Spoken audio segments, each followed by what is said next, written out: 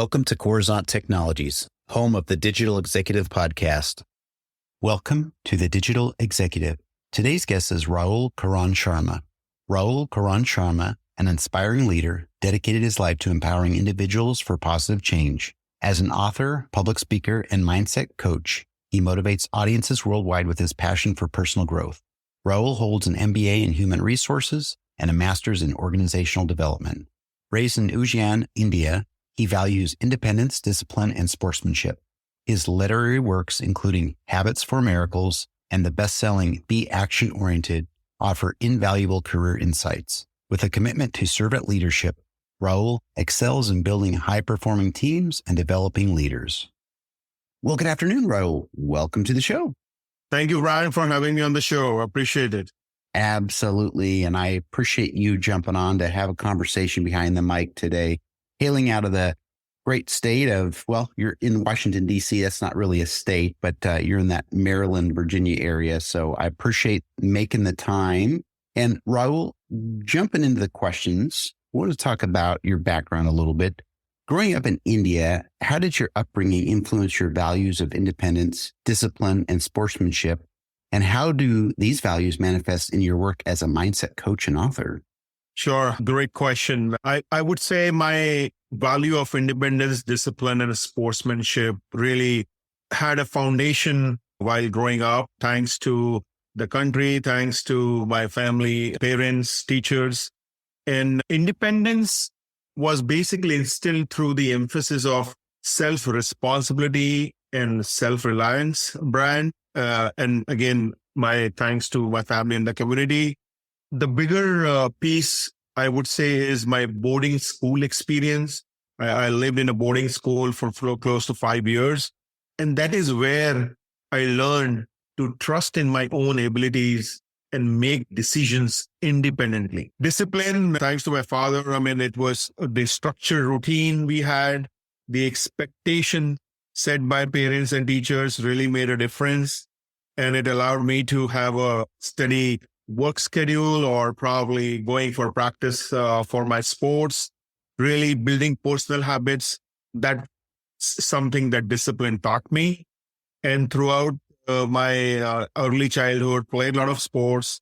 And that really helped me to know the importance of teamwork, how we can accept defeat. It's not always about winning. You need to accept defeat as well with grace, and how you respect for your opponents. Those were the things that really helped me. And how I manifested my work. Independence allowed me to guide my clients to know their inner strengths, allow them to take ownership for their personal growth. That is what I do with my clients. Discipline enables me to provide very structured guidance and accountability to my clients. And I really see that accountability is a very, very big factor.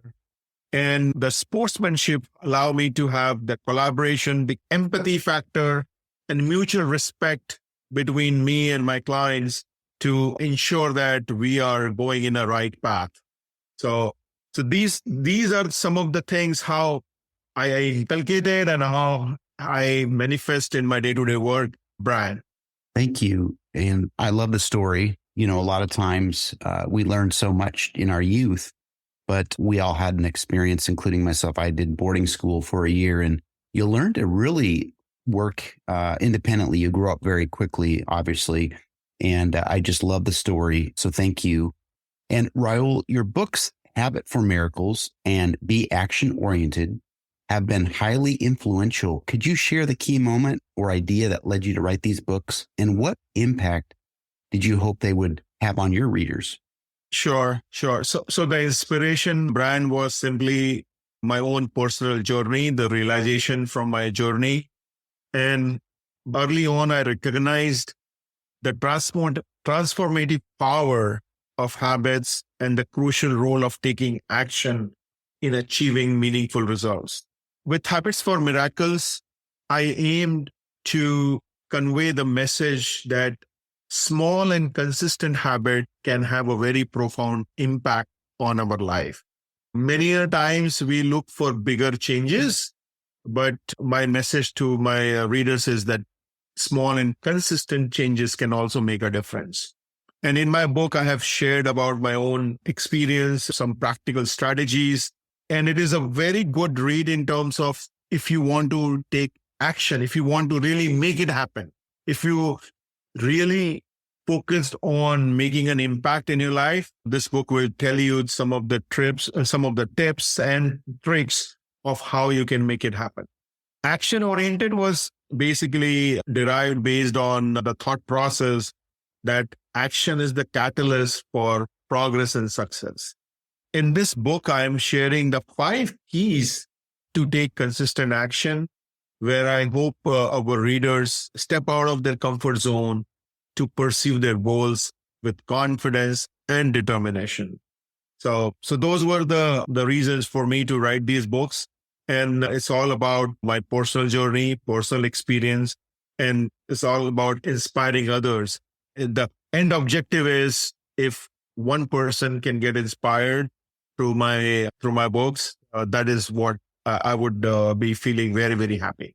That's awesome. And at the end of the day, you've shared your experience, some of your failures, some of your successes, and that helps to show others that they can do the same. And I just love the story and the fact that you wrote 2 books. I'm excited to hear about the 3rd one.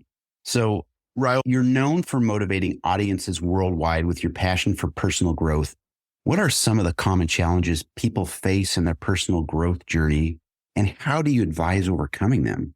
Sure. I mean, that's something I see it day in, day out, Brian, and great question. With the growth and the personal development that we are looking for, sometimes we miss on the small things, and that could really hinder our progress. Some of the challenges that I have seen my clients have faced is, number one, the fear of failure. They have this fear of unknown, which prevent them from taking risk or going out of their comfort zone. The second common fear or second common challenge I have seen is self-doubt. They lack the confidence because of which they are doubting on their own abilities, leading them to hesitation or indecision. And the third most, I would say, is procrastination. They take too many things on their plate. There are too many distractions, which lead them to not finish the things that they really need to finish. So these are the 3 challenges I have seen: fear of failure, self-doubt, and procrastination. And how I advise my clients to overcome these challenges is, number one, I always see fail as a first attempt in learning. I encourage them to embrace failure as a learning opportunity.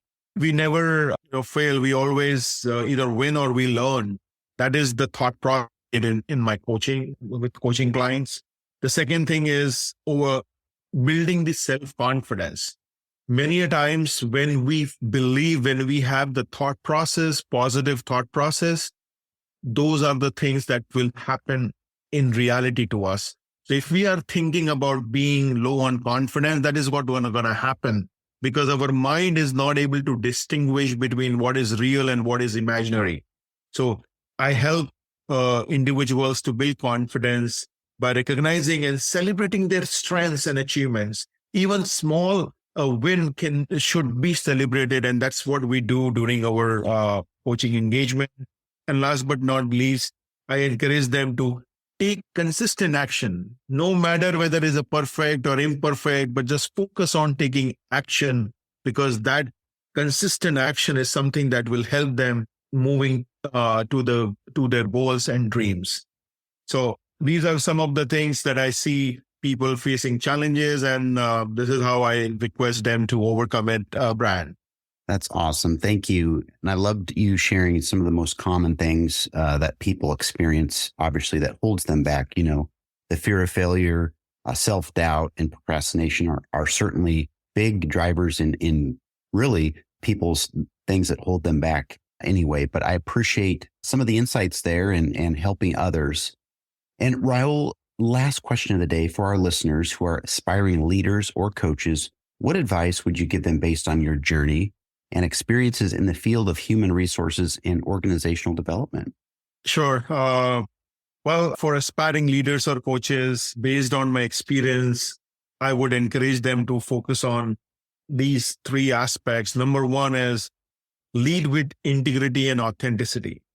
My request would be that be true to yourself, be transparent with yourself as well as with your clients, and demonstrate consistency between your words and action that could lead to an inspiration to the people around you. That is number one. Number, foster empathy and emotional intelligence. Very seldomly I see, leaders, they focus on the empathy piece. They always focus on the task. They don't feel or they don't believe that there is a human angle behind an individual who is working. They always see that laptop in front of the person. So my request would be have that empathy factor, get to know your people, get to know them behind the laptop, behind their workstation, above their job description or the name. That will really help you. And last but not the least, empower your people. Create an environment where you can foster the culture of environment, culture of empowerment by trusting and delegating responsibility to others, by even if they are not able to achieve things in the first go, instead of discouraging them, encouraging them. People make mistakes. We all have made mistakes. I have made mistakes. So we are not perfect from day one. It takes time. So just reflect on your own journey and help others to create their journey. So these are some of the things that I would recommend our aspiring leaders, new coaches. Get to know yourself. That is so damn important. Once you know yourself, you will be able to really make a difference in your life and others' life. Thank you. That is awesome. And you're right. That emotional intelligence, using empathy in your everyday life and encouragement, those are huge as far as helping others and promoting really a positive community. So thank you again for sharing all that today, Rahul. And it was certainly a pleasure having you on. And I look forward to speaking with you real soon. All right. Thank you, Brian, for having me. I appreciate all your help and assistance. Bye for now.